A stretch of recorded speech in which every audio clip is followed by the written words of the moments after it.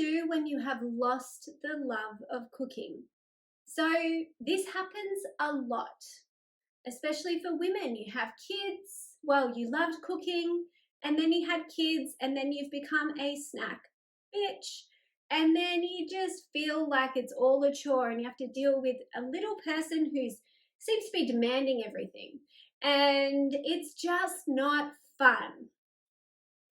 But you got to cook anyway, you got to feed them. So what do you do when you've lost the love of cooking and you want to get back your cooking mojo? Tip number 1, get excited by food. So there must be something that's exciting you.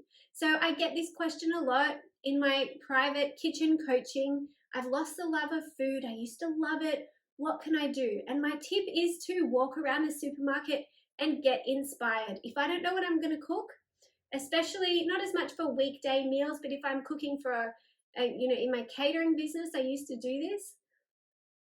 I'd go walk around the food markets. I'd go to the supermarket, a good one, get inspired by the ingredients there and what's available. And then once I'm inspired, I can come up with a plan for cooking.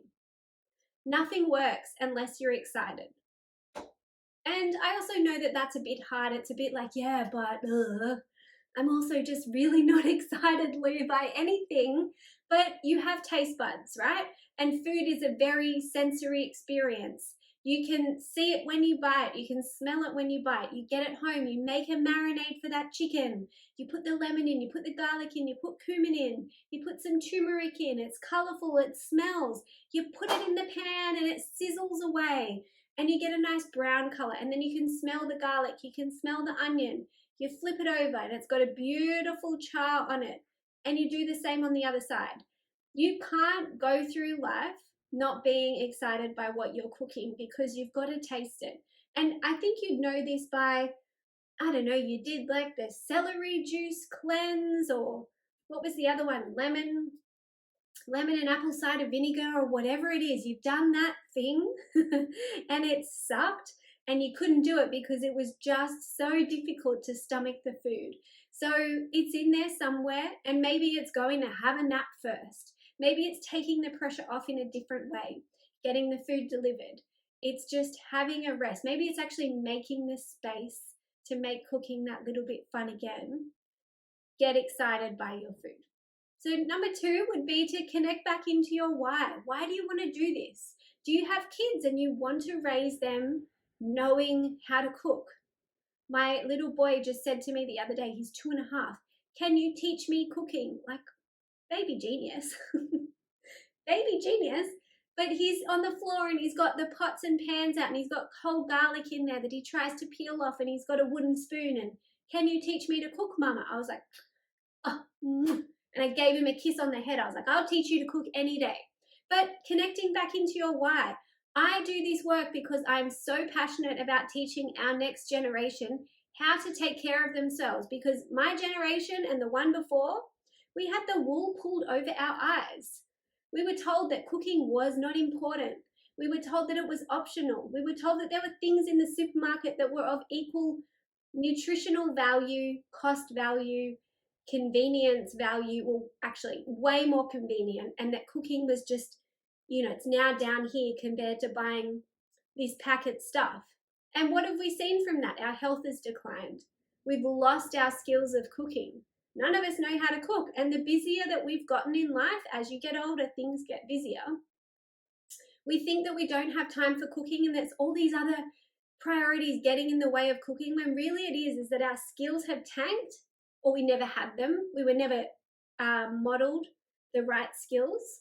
So our skills have tanked, and we think it's this time busy thing, but really we just suck at cooking because we've never worked on our skills, and we don't have that basic foundation to go of that makes cooking easy. It makes it achievable, and you have no one to be accountable to because everyone's in the same boat and they're like, I don't have time. I've got to order Uber Eats again. It's the 4th time this week because I do not have time, where all you need to do is put on some rice, get out a pan, shove in some broccoli, chop up some chicken, get a cool marinade sauce from the shops. Okay, that bit you can get from the shops, get a quality one, you're done. It's probably way quicker than Uber Eats being delivered, and way more delicious, way better for you, obviously, and it's going to cost less as well. So your why at the moment might be just having a budget, being able to save money, to stop spending so much money on takeaway.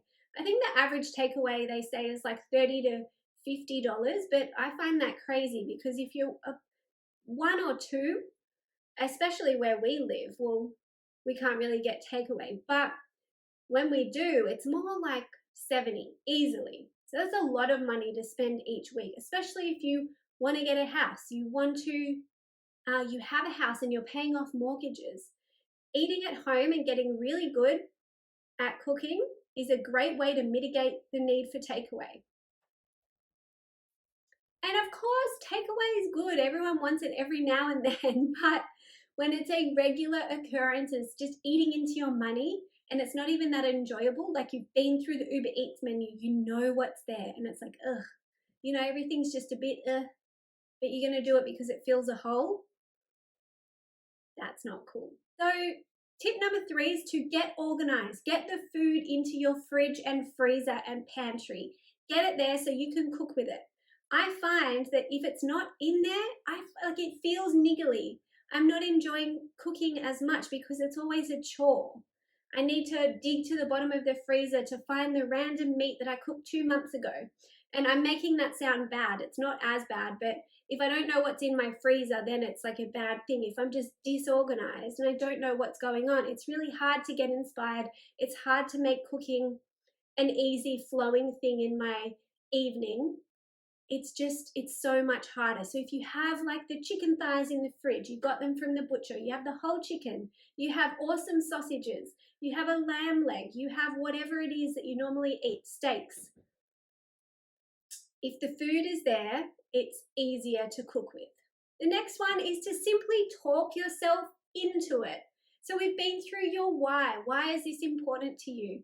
I've just told you need food in your fridge to then help you cook, and it's a niggle for me. If there's no food there, I'm not excited. But the next thing is to just almost grow up, make the decision and make it.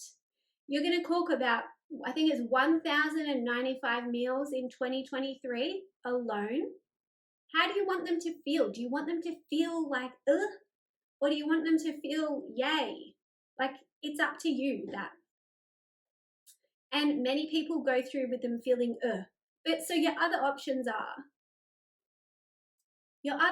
are continue ordering takeaway. Order a meal kit, but there's many issues with them as well. They're not all as great as they're painted out to be. Not that I have an issue with them, but many people that order them do, and they come to me with those issues, so I know what those issues are. You could also just hire a private chef. So they're kind of your options. What I'm trying to say is make a decision. So order the meal kit, sure. Hire the private chef, do whatever you want, but then be happy with it, and then stop complaining, stop whinging about it. So if you're like, yeah, Lou, but I don't have the money for a chef and I don't really want to order the meal kits because I don't want to pay $35 for 2 servings of spaghetti bolognese or whatever it is, and I don't want to order takeaway, I want to get in the love of cooking. It's like, okay, so make the choice, decide, do it. Go find a recipe on my blog, make it. And then that is an active choice to actually start enjoying cooking. And then we'll go back to the step before. Get excited by it. So find food that excites you. If it's cooking chicken thighs with the bone in and then you get a crispy skin on top. If it's cooking halloumi, there's so many things. These are my things. You'll have yours. But talk yourself into it as well. Maybe you just need to make the choice once and for all.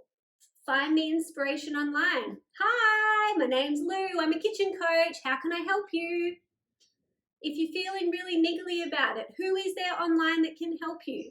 There's free recipes everywhere. If you feel like you're in a recipe rut, there's 7 million or 9 million, I can't remember off the top of my head, but there's millions of green goddess dressing recipes alone. You're not in a recipe rut. You have a skills problem, you have a basic foundations problem, you don't know how to work with flavor, you don't have the cooking techniques, They're the common things that are overlooked, and you keep on going to new recipes. I need new this, I need new meal plans, I need everything else, when really all you need to do is nail this basic stuff, and then everything else becomes very easy and very delicious. So maybe you're not in a recipe rut and you need that. And that's it for what to do when you've lost the love of cooking. Are you ready to save time by ditching recipes and whip up meals with what's in your fridge and pantry? Head to lunchladielou.com.au/ditch the recipes.